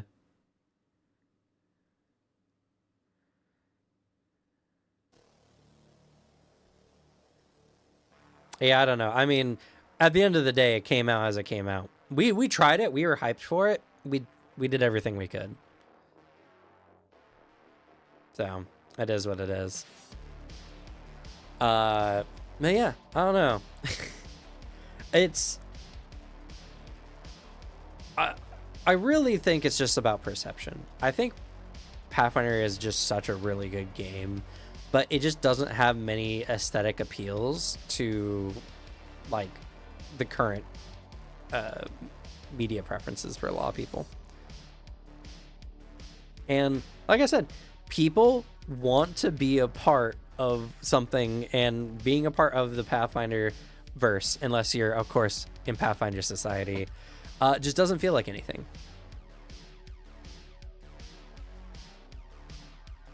Where at least in D&D, we got games like Baldur's Gate for people to fantasize about, and all the Waterdeep stuff. That's true. Daggerheart not having its own core setting is kind of bad. I said this earlier as well. And them not doing campaign 4 in Daggerheart feels kind of sad. Hopefully that will change in the future though. But until Daggerheart, I think, really gets a core setting going, I feel like Daggerheart's not going to be able to do as well as it could. That's true. I'm not particularly wowed by Daggerheart, so... I think it's interesting, but yeah, it's more of like again, it's like, it's got good art. It's got art that people are drawn to. It's associated with Critical Role. And the vibe the game gives off as make your OCs. Yeah. Honestly, the most interesting part of the game for me is the hope and fear system, and how you can build characters to play with that system too. Yeah. So I don't know. We're in such a... I'd rather play Daggerheart than 5e, but that isn't saying much. Yeah, I agree.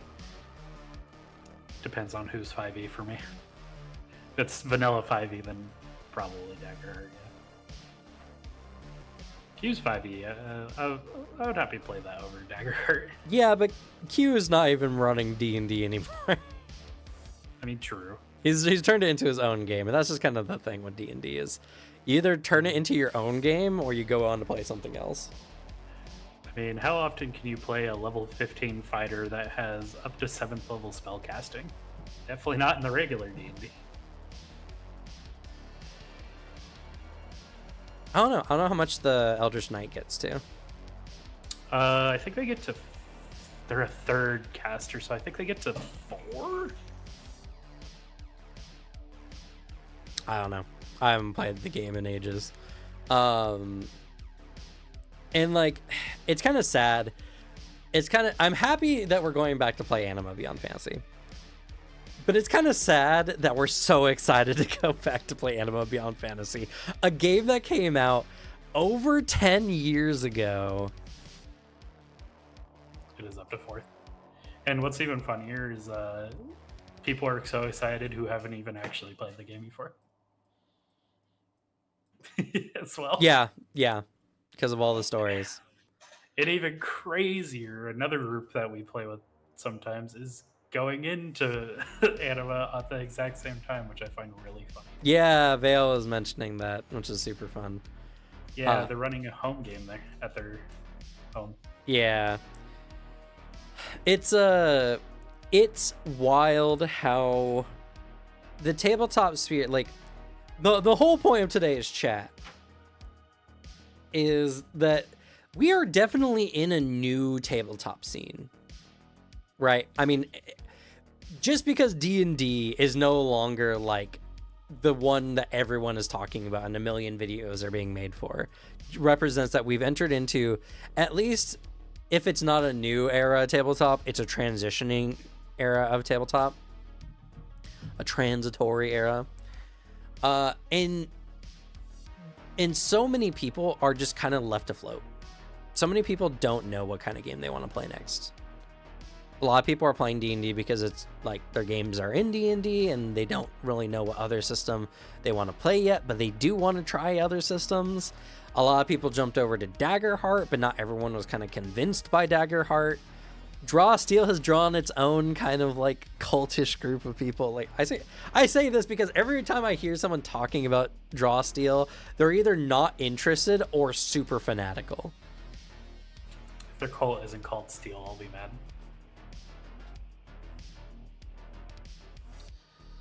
And the one thing I could say is I do think that people are now looking for new TTRPGs. We're in this era where people are interested and are hungry for something new to grab their attention.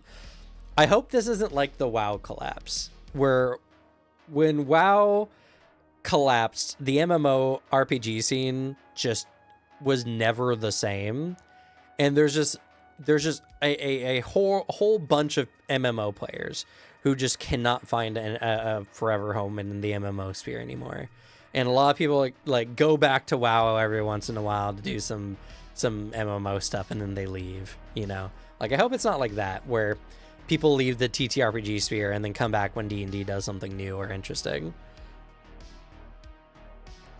But it feels like there's a bunch of people hungry for new TTRPGs, and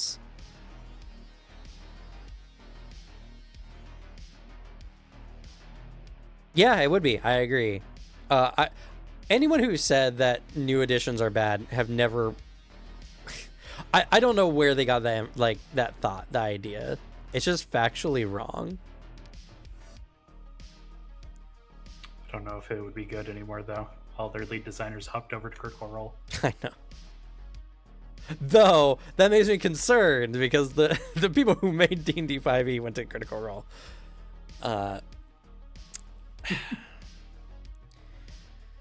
And right now, the TTRPG space, I think this is good. I think this is going to be tumultuous, though.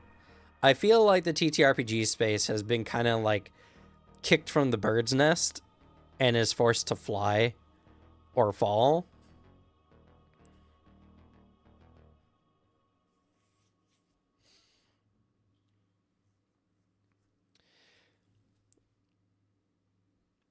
I get that, but people have been saying stuff like that for years and that has never been relevant to anything that's been similar. And those same people will go on and buy 5 new books that release for the same game system. So there's no reason why they couldn't have bought 5 more new books. Hell, we probably would have picked up Anima 2nd edition, and this is where I would put it if I had one. I know. Just kidding. But like, so the tabletop scene now needs to adapt. They need to make something that can draw people in, that there's definitely a market for, but there's nothing currently strongly pulling people in yet. And Daggerheart has made the best showing so far. Cosmere kind of flopped. I'm gonna be real, which makes me sad. I think it's a good game though. Draw Steel has been drawing in some people again, like I said before, but nothing. I feel like there's still a large part of the TTRPG market that is just not being monopolized, and I don't think any current games out there are going to change that anytime soon. And unfortunately, even if the best game ever were to come out next month, unless a bunch of people started talking about it and making it trendy, it wouldn't do well either. So I think the next big thing that's going to come out is just the next thing that ends up being trendy in the TTRPG sphere, which who knows what that's going to be. People are weird. Only one choice. Time for COVID 2. It's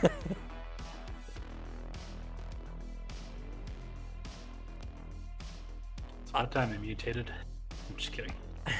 I just, like, a lot of people are hooked.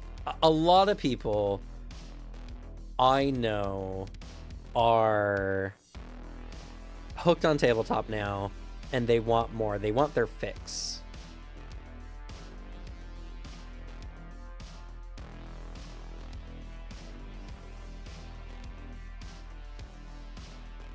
And I'm curious to see what fills that gap. Because, like, I'm going to be honest. I don't think anyone can predict what is going to happen in the tabletop market. Like, I predicted the D&D whale fall. It was going to happen. I'm not even necessarily proud of that. I think it was pretty obvious. Critical Role not making their next campaign Daggerheart, I feel like, was a travesty to the TTRPG scene. Even though financially I think they made the right choice, I don't think for the TTRPG scene they made the right choice. That's fair. But don't worry, from where the whale falls, Odam will rise from the ashes. Oh damn, yeah. That would be wild. Yeah. What? That's a good question. What 1 in a million shot do you all think would be the funniest, like, rise for any TTRPG? Earth Realms would be pretty funny, because then the really expensive hedgehogs would rise. It'd be even more well-known. True. I blame Bremen. I don't know if that's true, but I find it funny. Maybe, I don't know. I think literally it was the best financial decision for Critical Role to eat D&D's lunch. Because now they can do whatever. They can make a bunch of money because of this. But they're keeping... They are literally keeping D&D alive.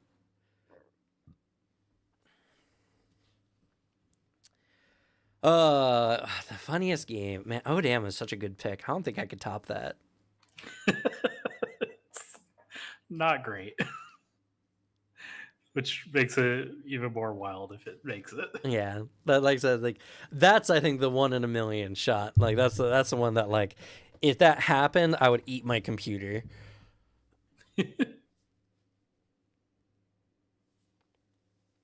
Oh, you know what? Since I can't pick Odam, I'm gonna say GURPS.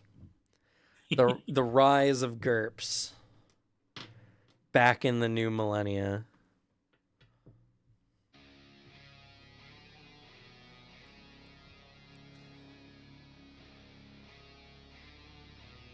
Like, at the end of the day, I think TTRPGs are in a really good spot.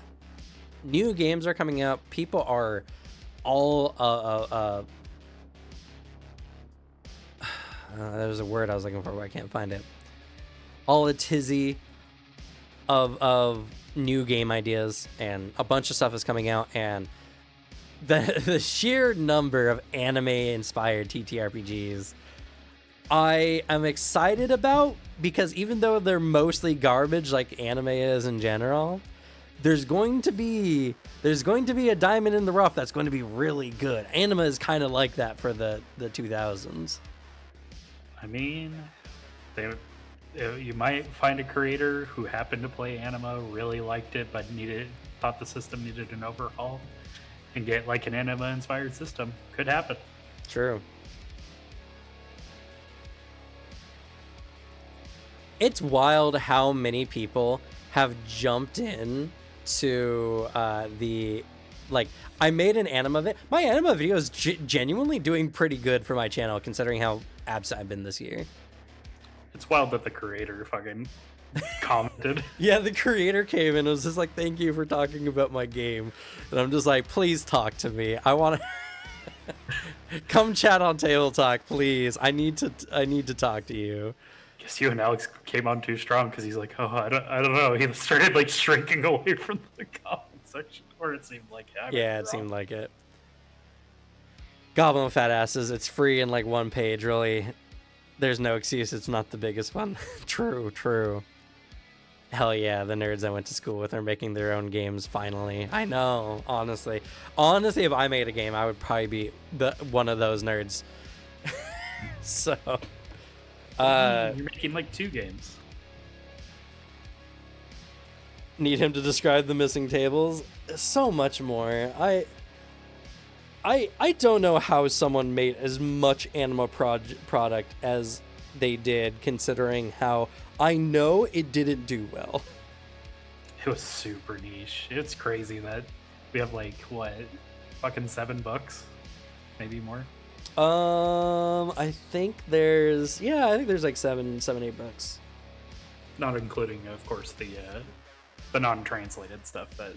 Oh, not including that? Let's see. There's Core, GM Toolkit, Beyond, Dominion of Key, Those Who Mock Among Us, Supernatural something. There's the Artifacts book.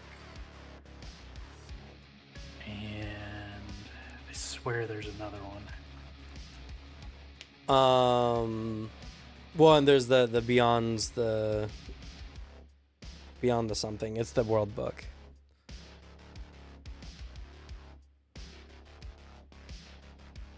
Yeah. Beyond the Dreams. Yeah, Beyond the Dreams. So that's 7 books. And then there's the second World Book,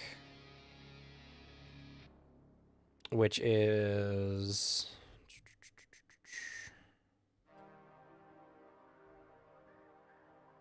that's one of the non-translated ones, right? yeah.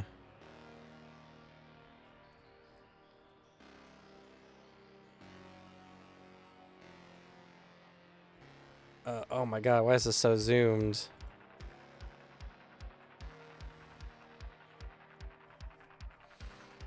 My Spanish is, let's see. All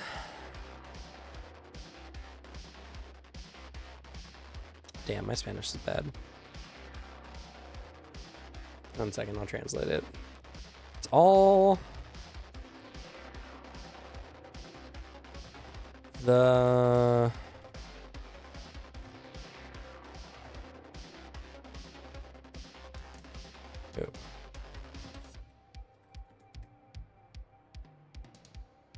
oh, Beyond the Mirror.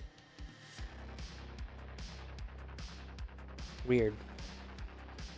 Beyond the Mirror is the other one. And then there's the Core Exit. Yeah, it was like 7 books. 7, 8 books. That was going to be the one about the lake, wasn't it? The lake? Wake. No. It talks about the other continent. Oh, I see. Maybe I'm just thinking of the time that there was an announcement that there eventually would be a book about the lake. Probably that was mentioned at some point and it didn't happen. You know what would be wild? I revive anime as this niche tabletop no one's ever heard of, and it gets picked up by people, and then it suddenly becomes a huge thing. Then they'll have to make a second edition. I'm just kidding. Then I'm making the second edition. It'll be me. I'm the anime guy. I'm the one who reads. It's true. That'd be wild. Honestly, with how some people talk about it, I think there's a good shot that it can have a reemergence. I don't think it would necessarily take over the scene, but I do think a lot more people would be interested in it if they knew it existed. And I don't know. I agree. Sadly, I think next year is going to be a very quiet year for tabletop. I feel like we're still kind of digesting everything that's happened over the course of this year. And I feel like next year is going to be a quiet period. And then the year after next year, we're going to see some new, really cool tabletop stuff. So I'm gonna make my claim right now here on October 16th, 2025. either in 2027 or 2028, there's going to be another really cool, interesting tabletop that everyone's going to be talking about for a little bit.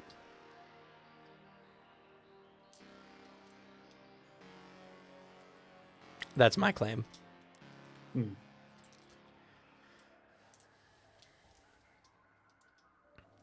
And honestly, I hope Paizo gets a chance to really shine.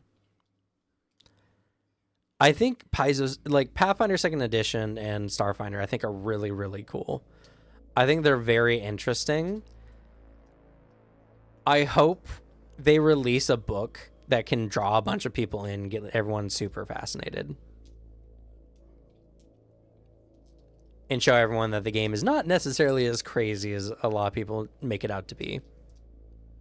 Yeah, I wouldn't say it's dramatically difficult like a lot of people say it is, comparatively. No.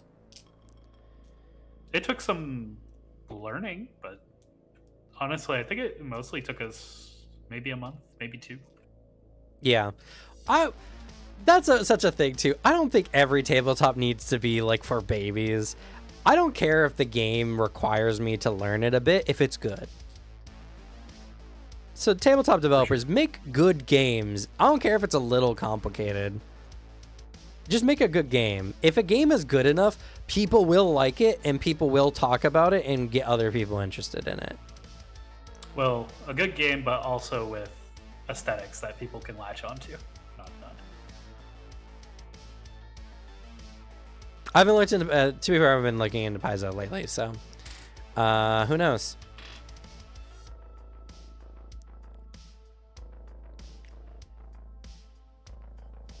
But, like, I don't care if your game is complicated. If it's just so, like, Anima's complicated, but it's so good. Give me something like that. Give me a new era Anima Beyond Fantasy by someone who is in a serious manic episode and just writing from the heart. I don't care what kind of tisms they got, as long as they make something good. That's a... We're so primed. We're so ready for a really good tabletop scene. We're so... Like, the table's been set. Someone's just got to cook dinner, you know?